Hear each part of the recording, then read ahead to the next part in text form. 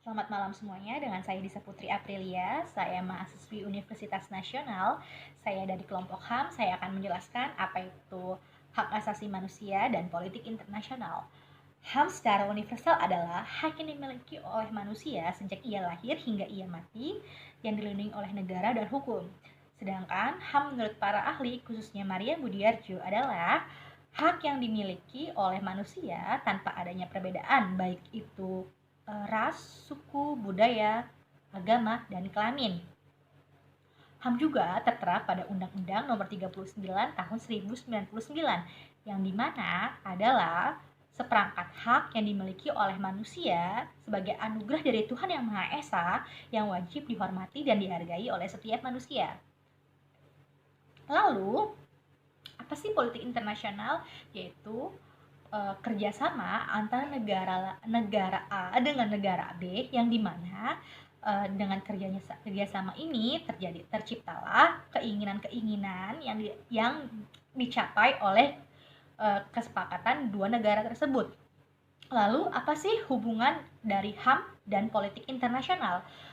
Hubungan dari keduanya adalah jika satu negara terlibat masalah kasus HAM dan didengar oleh negara lain, itu dapat berakibat fatal bagi negara tersebut. Di mana akibat yang didapat oleh negara yang terlibat HAM adalah pemutusan hubungan kerjasama bilateral oleh negara yang bersangkutan atau bahkan sebaliknya. Contoh kasus yang terjadi pada HAM saat ini adalah Rohingya di Myanmar dan juga pada HAM kasus lalu di Rwanda genosida. Model spiral. Model spiral ini pada dasarnya bergantung pada asumsi dasar sebuah negara bertindak sebagai individu apabila berbicara mengenai norma. Model spiral ini menunjukkan proses internalisasi HAM dalam sebuah negara yang pada prosesnya sangat berkaitan dengan proses sosialisasi.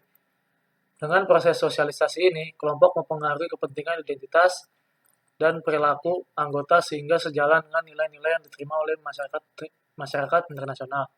Oleh karena itu, jika suatu negara ingin menjadi bagian dari masyarakat internasional, negara-negara, ia harus menyetujui norma-norma masyarakat ini dan harus mengadopsi perilaku yang konsisten dengan aturan yang ada di masyarakat. Baik, akan saya lanjutkan mengenai tahap-tahapan dari spiral model Thomas Rise.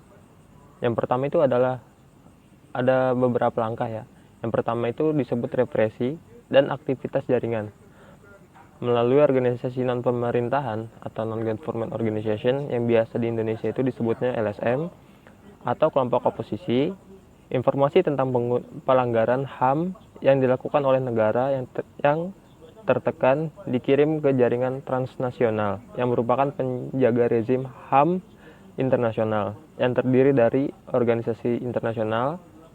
Yang kedua, International Organization Non-Government, dan negara-negara liberal yang terdiri dari peraturan. 1.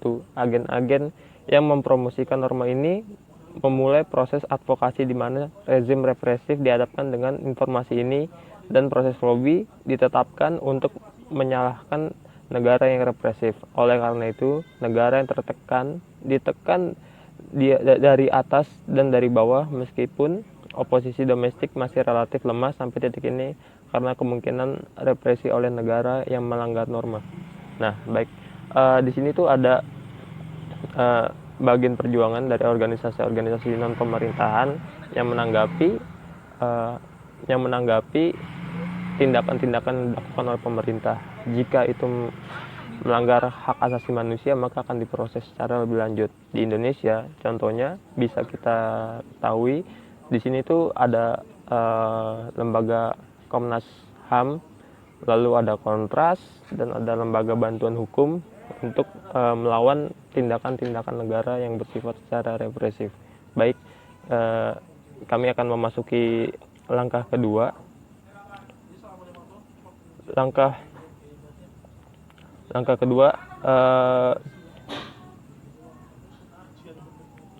nah di langkah keduanya itu terdapat fase penolakan, jaringan transnasional diperkuat oleh penolakan norma-norma internasional ini dan akan meningkatkan upaya untuk membuktikan bahwa negara yang melanggar itu salah. Selain itu, dalam kebanyakan kasus, langkah ini memberikan kesempatan untuk memulai percakapan antara negara yang tertekan dan masyarakat internasional.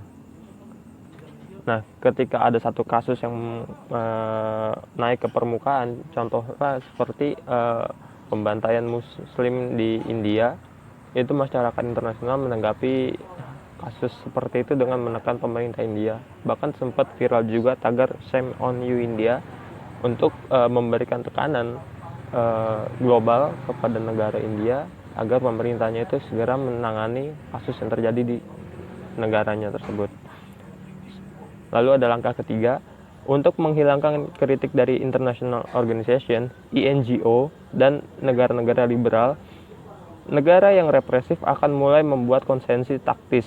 Dalam kebanyakan kasus, ini adalah konsesi berbiaya rendah seperti menunjukkan toleransi yang lebih besar untuk demonstrasi atau melepaskan beberapa tahapan politik. Tetapi melalui konsensi-konsensi ini, kelompok-kelompok advokasi dapat menjadi lebih kuat dan tekanan untuk memenuhi harapan tumbuh lebih kuat akibat efek bumerang muncul. Lalu ada langkah keempat, yaitu upaya jaringan transnasional mulai membuat penyok dan memunculkan perubahan kebijakan. Jadi tekanan-tekanan yang sudah diberikan oleh masyarakat internasional melalui International Organization, International Organization Non-Government, bahkan dengan lembaga-lembaga masyarakat di dalam negara tersebut otomatis memberikan tekanan dan akan mempengaruhi pembuatan kebijakan negara tersebut. Pada langkah terakhir, negara akan merubah perilaku aktualnya ke titik kepatuhan yang berkelanjutan terhadap norma-norma HAM internasional dan dapat menjadi pendukung HAM itu sendiri. Fase ini dinamakan perilaku yang konsisten aturan. Sekian dari saya. Nama saya Dara Pusparbi, saya akan membahas tentang contoh kasus. Contoh kasusnya adalah genosida Rwanda. Adalah sebuah pembantaian 800.000 suku Tutsi dan Hutu moderat oleh sekelompok ekstremis Hutu yang dikenal sebagai Interahamwe yang terjadi dalam periode 100 hari pada tahun 1994. Rwanda sendiri adalah sebuah negeri berpenduduk 7,4 juta jiwa dan merupakan negara terpadat di Afrika Tengah. Peristiwa ini bermula pada tanggal 6 April 1994 ketika Presiden Rwanda Juvenal Habyarimana menjadi korban penembakan saat berada di dalam pesawat terbang. Beberapa sumber menyebutkan Juvenal Habyarimana tengah berada di dalam sebuah helikopter pemberian pemerintah Prancis. Saat itu, Habyarimana yang berasal dari etnis Hutu berada dalam satu heli dengan Presiden Burundi Cyprien Ntaryamira. Mereka baru saja menghadiri pertemuan di Tanzania untuk membahas masalah Burundi. Sebagian sumber menyebutkan pesawat yang digunakan bukanlah helikopter melainkan pesawat jenis jet kecil Dassault Falcon. Disinyalir peristiwa penembakan keji itu dilakukan sebagai protes terhadap rencana Presiden Nama saya Muhammad Fajar Nugraha. Saya akan menjelaskan kesimpulan yang dibawakan oleh presentasi dari teman-teman saya sebelum ini. Jadi kesimpulannya itu adalah hak asasi manusia adalah hak dasar yang dimiliki oleh setiap manusia sebagai anugerah Tuhan yang dibawa sejak lahir.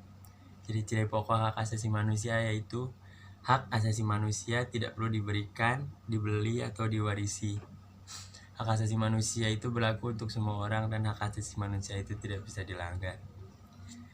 Dalam hal ini, upaya penegakan hak asasi manusia dilaksanakan oleh lembaga-lembaga internasional maupun lembaga nasional. Lembaga internasional misalnya ada Office of United Nations of High Commissioner for Human Rights, terus ada United Nations Security Council, United Nations Human Rights Council, dan International Criminal Court.